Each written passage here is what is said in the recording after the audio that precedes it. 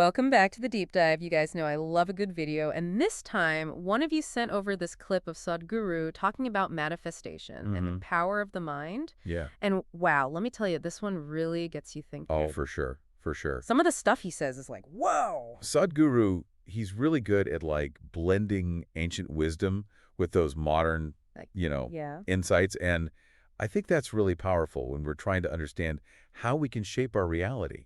Absolutely, yeah. And I mean, he starts off with this story about a guy who just stumbles into paradise. Right. Like, literally just happens upon this place where everything he wishes for just appears. Wow. Instantly. Like food, drinks, anything you can imagine, poof, it's there. Sounds pretty good to me. Right. But then things take a little bit of a turn when he starts to worry about ghosts. Oh, no. And guess what? Ghosts start appearing. Oh, that's a little creepy. Yeah, it's a little freaky. But, I think it's actually a really clever metaphor. Right. It kind of shows how our minds can sometimes be our own worst enemy. Right. Like when our thoughts are just all over the place. Yeah. Undisciplined. Yeah. They can create the things that we're afraid of. Exactly, yeah. So how do we, get out of our own way? How do we actually cultivate that mental focus and clarity that can help us manifest the things that we want? And I know Sadhguru mentions this thing called a Kalpavriksha. Yes. Which is like this mythical wishing tree. Yeah, yeah. What is that all about? So the Kalpavriksha, it's not just some random tree, Okay. It has a really deep symbolic meaning. A lot of different cultures. Okay.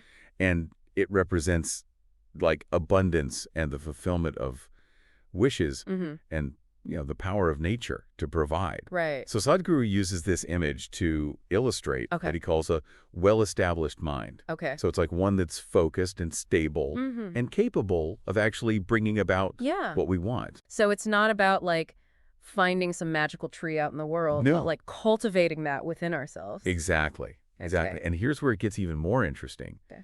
Sadhguru points out that everything that we see in the world, everything that's been created, all started as a thought in someone's mind. Yeah. And that's true for the amazing things like technological advancements or beautiful pieces of art. Right. But it's also true for, maybe the not so great things like conflicts or destruction. Right.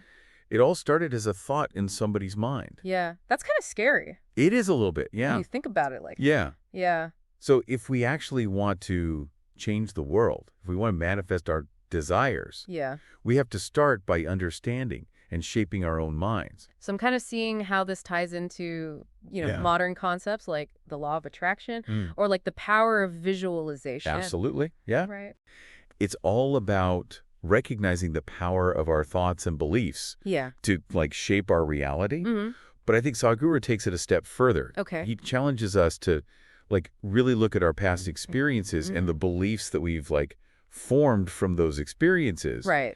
And he's basically saying just because something hasn't happened before doesn't mean it can't happen. Right. So instead of letting our past dictate our future, exactly, we need to be open to new possibilities. Yeah. I mean, there's countless examples of history where people achieved things that were considered impossible. Right. Imagine telling someone 100 years ago that we'd be carrying around tiny little computers in our pockets that can connect us instantly to information from around the world. I know, right?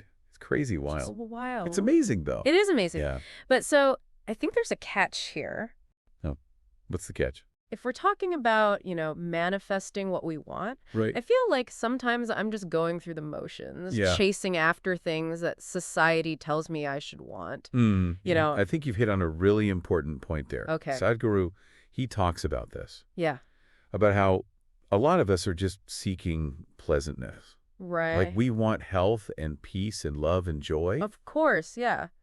But he encourages us to dig a little bit deeper than those surface level desires. Okay. What does pleasantness actually mean to you? Right. How do you define joy? Yeah. Those are really personal questions. And the answers are going to be different for everybody. That's such a good point. Because I think it is really easy to get caught up in, chasing some external definition of happiness without really taking the time to figure out what truly brings us a sense of fulfillment. Exactly. It's almost like we need to do a deep dive into ourselves. I love that, yeah. Before we can actually manifest anything in the external world. The deep dive into ourselves, I like that. Right. Yeah, that's great. And this is where I think the concept of conscious action comes in. Okay. So Guru warns against like acting compulsively, Yeah.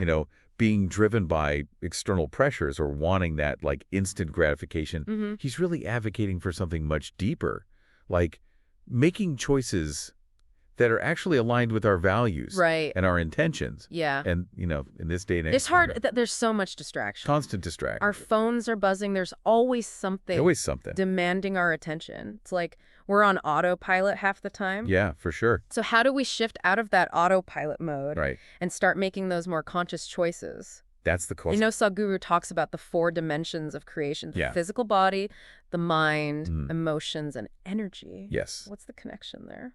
Well, it's like this. Yeah. So it sounds like we need to be more aware of how these 4 dimensions are like interacting Yes. within us, but how do we actually like align them? Is that what yoga comes in? That's a really great question. And yeah, yoga can definitely be a powerful tool Okay. for achieving that alignment. Okay. But before we dive into like specific practices, I think it's Okay. super fascinating to see Okay. how Sadhguru's framework, it kind of echoes other, systems of thought, Right. both like ancient and modern. Oh, I love those connections. What do you mean? Well, so like take the concept of chakras, for example, Okay. in the yogic tradition. These energy centers, they correspond to different aspects of our beings. Okay. So like physical, emotional, mental, and spiritual. Uh-huh.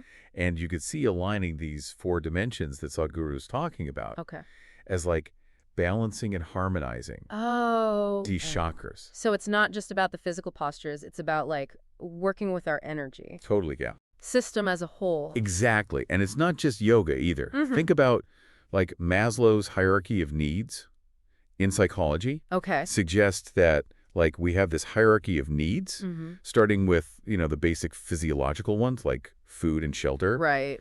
And then it moves up to like safety, belonging, esteem, Mm-hmm. and then finally self-actualization. And self-actualization is often described as like, fulfilling our potential, Yes. becoming the best version of ourselves. Exactly. Which, I mean, aligns perfectly with Sadhguru's idea of Right. going from being a piece of creation to a creator. Exactly. And that's what I made it so compelling. It's like whether we look at, ancient traditions or modern psychology, Right. there's this common thread, this idea that like holistic well-being is essential Yeah. for actually achieving our goals. Okay, so it's not just like willpower Yeah. or positive thinking. It's so much more than that. It's Yeah. about really cultivating a state of like Okay. balance and alignment within ourselves. Makes me think about how we often compartmentalize different eras of our lives, like Yeah. work, relationships, personal growth.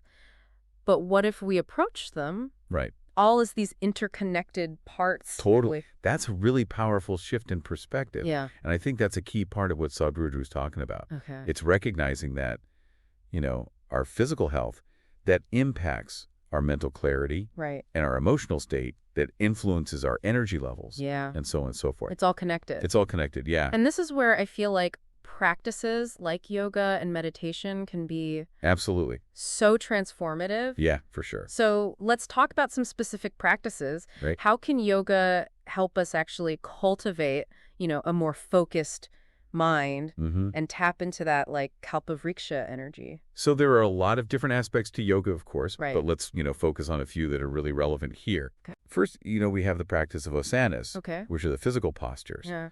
And this is create a sense of like balance and stability in the body. Mm-hmm. And that physical grounding, Yeah.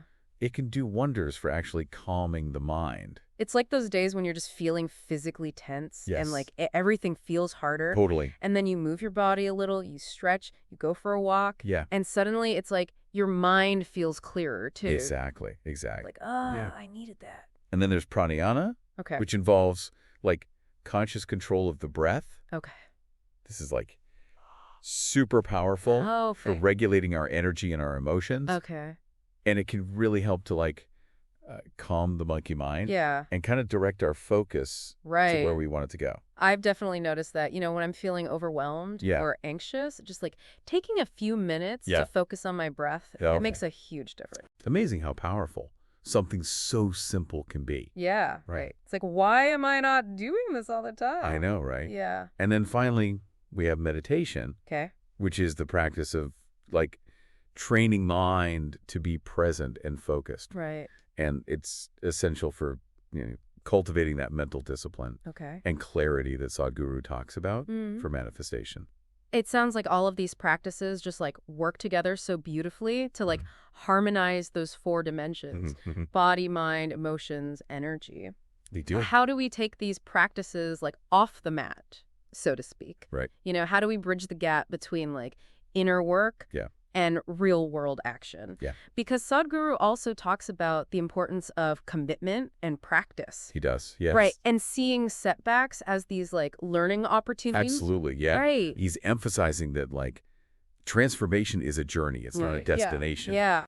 There are going to be challenges along the way. Right. There are going to be moments when we like fall back into old patterns. Right. There are going to be times when we doubt ourselves. Absolutely. But it's in those moments that we actually have the opportunity to learn and grow. So it's not about being perfect. It's about showing up. Yes. Consistently. Even when it's hard. Even when it's hard. It's about seeing those challenges as stepping stones rather than like roadblocks. I love that. Stepping stones rather than roadblocks. That's great. Right. Yeah. And it's about cultivating like that mindset of resilience and determination. Yes. Remember that man in Sadhguru's story who like stumbles into paradise? Oh, yeah. He had everything he could have wished for, right. but his own fears and anxieties ultimately led to his demise. Yeah, he wasn't able to hold on to that state of abundance because his mind wasn't prepared for it. That's the key insight right there. Yeah. That's why the inner work is so crucial. Right. We need to cultivate a mind that's like strong enough and focused enough and resilient enough to not only manifest, but also to sustain the reality that we want. So it's not just about like getting what we want. It's about like becoming the kind of person who can create and maintain that reality. It's about aligning our inner and outer worlds. Absolutely. It's like, whoa. Yeah, it's deep stuff. That is deep. Yeah. It's like we're not just kind of sitting around and waiting for things to happen. We're actually like taking part in shaping our reality. Exactly. I like that a lot. And that's where, Sadhguru's teachings really kind of hit home for me. He talks about like transforming ourselves from being just a piece of creations to becoming a creator. It's like that's huge. That's a big shift. It's a big shift. Yeah. The perspective. Yeah. And it sounds like it takes, both inner work and action in the world. It does. Like we need to cultivate, that focused mind, that inner Kalpavriksha, like we talked about. Yes. But then we also need to like take conscious action, right? You got it. Make choices that are aligned with our values and what we want to create. It's like this beautiful dance between the inner and the outer. Uh-huh. Like we're weaving together, our thoughts, our emotions, our actions, our energy, and we're creating like the tapestry of our lives. I love that analogy. That's beautiful. And it makes me think if we're the weavers, the quality of the tapestry really depends on the skill and intention that we bring to it, right? That's a beautiful way to put it. I love that. Yeah. And it's not about like, becoming some sort of superhuman. Right. It's really just about showing up every day. Right. Making those conscious choices, learning from the stumbles along the way. Because they're going to happen. They will happen, yeah. Because even those stumbles can be valuable lessons, right? Absolutely. Like Sadhguru says, it's all part of the journey. It's all part of it, yeah. This has been an incredible deep dive into manifestation and the power of the mind. It's so fascinating. Sadhguru's perspective is really inspiring. It is. He's a wise man. I'm definitely walking away from this conversation. Yeah. Feeling like a renewed sense of possibility. Good. I'm also thinking about that story of the man in paradise. Yeah. It's like a cautionary tale. It is. Reminding us that even when we get what we want, right, if our minds aren't in the right place, yeah, we might not be able to hold on to it. That's a powerful point. Yeah. True fulfillment. It doesn't come from just getting more stuff. Right. Or achieving those external goals. It's like... It's deeper than that. It's deeper. It comes from really aligning, our inner and our outer worlds, cultivating that state of being that lets us actually create and experience lasting joy and peace and abundance. So, listener, as we wrap up this deep dive, we want to hear from you. Yes. What resonated most with you today? Yeah, tell us. What one small step can you take today to cultivate your own inner Kalpavriksha? Yes. That well-established mind. That's right. That can bring your dreams to life. We'd love to hear from you. Thanks for joining us on The Deep Dive.